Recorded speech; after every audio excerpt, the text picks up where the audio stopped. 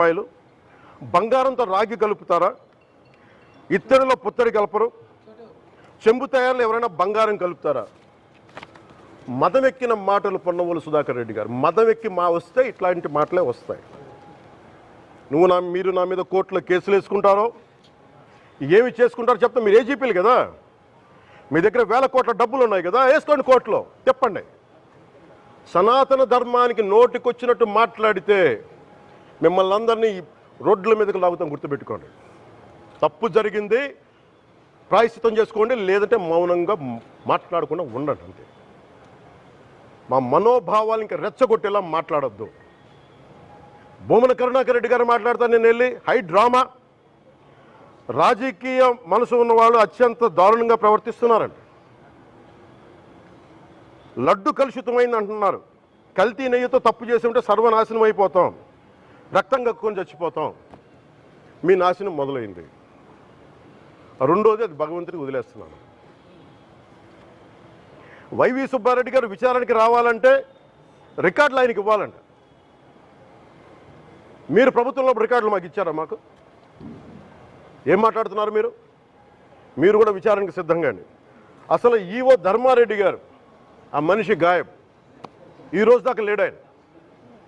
ఈరోజు దాకా మళ్ళీ కనిపించలా. ధర్మారెడ్డి గారు, నేను మిమ్మల్ని చూశాను ఆ రోజున.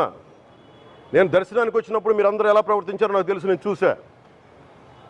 తిరుమలని ఇష్టారాజ్యంగా చేశారు, అది వ్యాపార కేంద్రంగా చేశారు, ఆధ్యాత్మిక కేంద్రం నుంచి పర్యాటక కేంద్రంగా చేశారు అది. ఇదే మీరు మక్కాకి వెళ్తే ఇలాగే ప్రవర్తిస్తారా? మీరు ఒకసారి మక్కాను చూసి నేర్చుకోండి.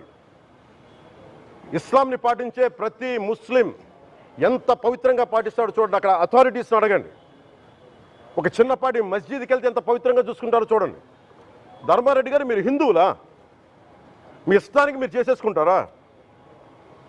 మీ బిడ్డ చనిపోయాడు, చనిపోయిన కనీసం 11 రోజులు లోపలికి రాకూడదండి, ఈ లోపల వచ్చేస్తారా మీరు? మేము మర్చిపోయాం అనుకుంటున్నారా? ఆగమ శాస్త్రం చెప్పింది మీకు ఇదేనా? అంటే గవర్నమెంట్ ఉద్యోగులు అయితే ప్రభుత్వం మీ నియమిస్తే మీ ఇష్టానికి చేసేసుకుంటారా? మాకు బాధలు ఉండవు అనుకుంటున్నారా? ఇదే మీరు ఒక ఇస్లాంకి చేస్తే అపచారం జరిగితే మీరు ఏం చేస్తారు? బయట రోడ్ల మీదకి వచ్చి మీరు కూర్చోబెట్టి దాన్ని పొలిటికలైజ్ చేస్తారు. మీరు పొలిటికలైజ్ చేస్తారు. నేను నిజంగా చెప్తున్నా, జగన్మోహన్ గారికి కూడా చెప్తున్నా,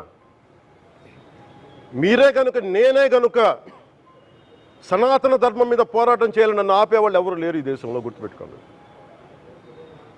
నేను కనుక సనాతన ధర్మం కోసం నేను పోరాటం చేస్తే చచ్చిపోవడానికి సిద్ధం నేను.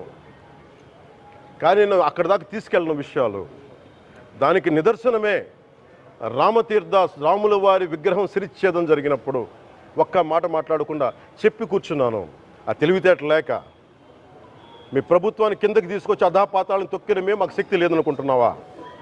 ఉండవనుకుంటున్నావా? కానీ మేము సమాజాన్ని కలిపి ఉంచాలని వ్యక్తులను తప్ప విడగొట్టాలని వ్యక్తులం కాదు మేము, గుర్తుపెట్టుకోండి. అలాగే ఈరోజు నుంచి ప్రజలందరికీ కూడా చెప్తున్నా, ఎవరు అన్ని మతాలని మేము గౌరవించేది ఈ నేల. ఒక జనసేన పార్టీ అని కాదు, తెలుగుదేశం పార్టీ అని కాదు. మీరు ఏ పార్టీలకు సంబంధించిన వైసీపీలో ఉన్న హిందువులందరూ ఏం చేస్తున్నారు? మీరందరూ పోటీ పడ్డారు కదా తిరుమలకి వెళ్ళడానికి. మీరు మర్చిపోయారు, ఇందులో ఈ పాపం మీకు కూడా వస్తుంది, ఈ పాపం మీకు కూడా తగులుద్ది. మీ మౌనం కూడా మొత్తం జాగ్రత్త, తరాలు నాశనం అయిపోతాయి. మీ మౌనం మంచిది కాదు. ఇది ఒక వెంకటేశ్వరుడికి జరిగింది కాదు, భగవంతుడికి, నిరాకారుడు, ఆయనకి ఇవేం పట్టవు. మనం నమ్ముకొని ఆయనకి వెళ్తున్నది, మనకి బాధ్యత ఇది. ఇంకా ప్రతి ఒక్కరు దీన్ని గుర్తుపెట్టుకోండి. చేతులెత్తి వేడుకుంటున్నాను. సగటు హిందూ, మీరు సినిమా టికెట్లకు వెళ్ళిపోతారు అభిమానులు అందరూ. మీరెవరు హిందువులు లేరా? సినిమా టికెట్ల కోసం చించుకుంటారు. సినిమాని మీరు కూర్చోడానికి మీరు మొత్తం మాట్లాడతారు.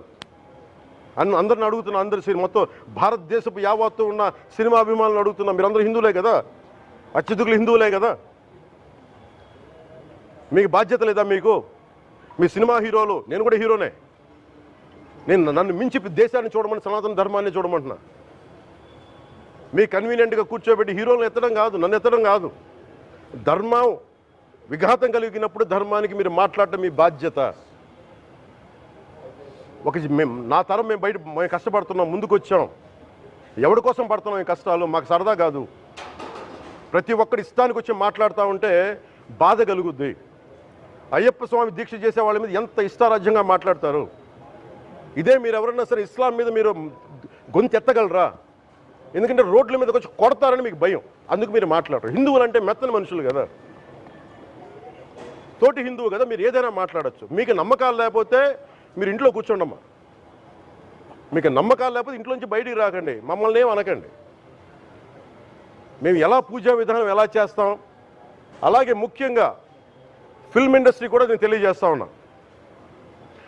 దీని మీద మీరు మాట్లాడితే మద్దతుగా మాట్లాడండి, లేదంటే మౌనంగా కూర్చోండి. అంతేగాని మీ మాధ్యమాల ద్వారా అపహాస్యం చేస్తే మటుకు ప్రజలు మిమ్మల్ని ఎవరు క్షమించరు.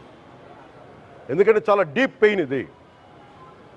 మీరు లడ్డు మీద జోకులు వేస్తున్నారు. నేను ఒక సినిమా ఫంక్షన్లో కూడా చూశాను, laddu is a sensitive issue అని. Don't you ever say that. Don't ever dare to say that, please. I respect you as actors, but when it comes to Sanatana Dharma, please